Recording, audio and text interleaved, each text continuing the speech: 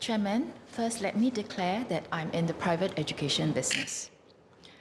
Madam, this could be my last Committee of Supply debate. As such, I beg for your indulgence as I take this opportunity to make yet another call on the government to implement a 10-year through-train program in some schools where students can progress from primary levels to secondary levels without going through the PSLE. This is an issue that I personally feel most passionate about. I assure the Minister for Education that I continue to raise this not because I did not hear his concerns, but because I remain unconvinced that those concerns outweigh the merits of creating this additional educational path as an option for parents and students. The Minister is concerned about how to cater to students with different learning abilities and needs in the 10-year through-train program. This can be addressed in two ways.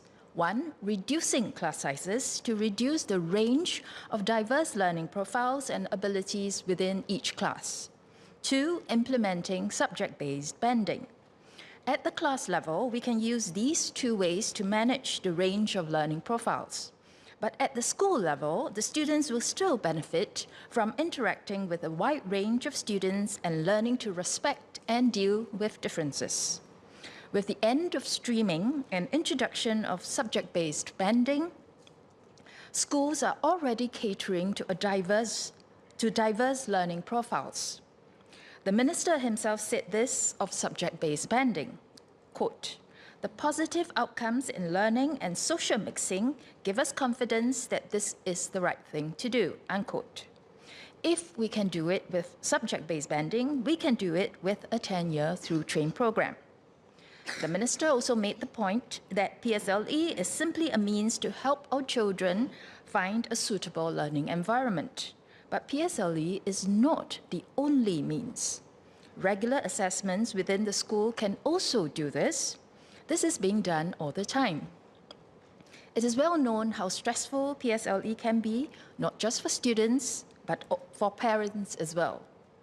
Instead of enjoying the time spent building bonds with their children, many parents instead spend the time nagging or disciplining their children to study harder and longer to do better in the PSLE in their anxiety to ensure their children's future.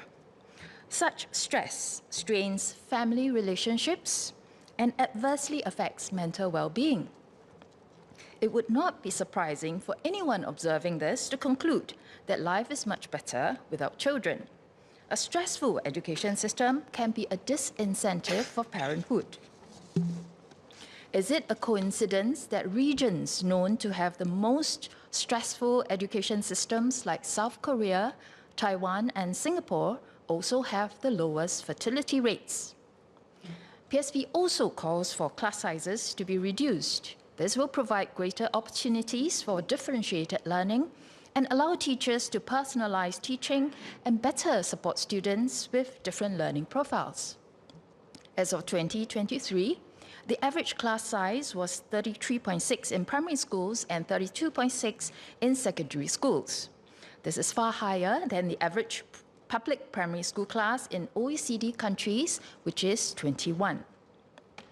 With our total fertility rate falling steadily year after year, our student cohorts have been shrinking. By maintaining teacher recruitment levels and keeping schools open even as student cohorts shrink, we can reduce class sizes without compromising on the quality of teachers.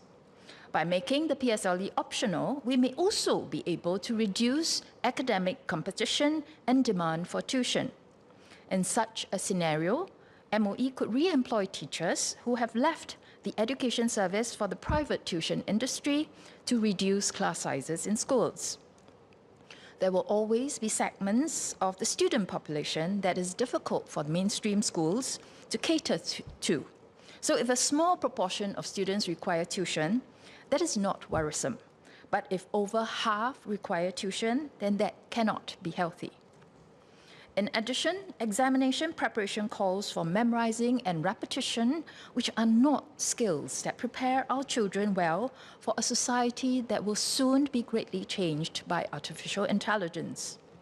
MOE has identified the 21st century competencies including values, social skills, critical thinking, etc., that are needed to prepare our students for the future. But without systemic changes, what will be the outcome of a poll on parents which they consider more important, PSLE or 21cc? It is survival instinct to adapt our behavior to that which brings rewards. And right now, our education system rewards efforts in preparing for PSLE more than efforts in building 21cc. Simply exhorting parents to change their mindset is not going to cut it. In a through-train program, time freed from PSLE preparations can be channeled towards building such competencies and better prepare our students for the future. As the Minister said, learning is a continuous journey, not just for 15 years, but for 50. It is important to nurture the love of learning in our children. A high-stress, high-stakes examination like the PSLE at such a young age does not help to do that. Once again, I urge the Minister to consider making PSLE optional by implementing a pilot through-train program and to reduce class sizes for the benefit of our dwindling number of children.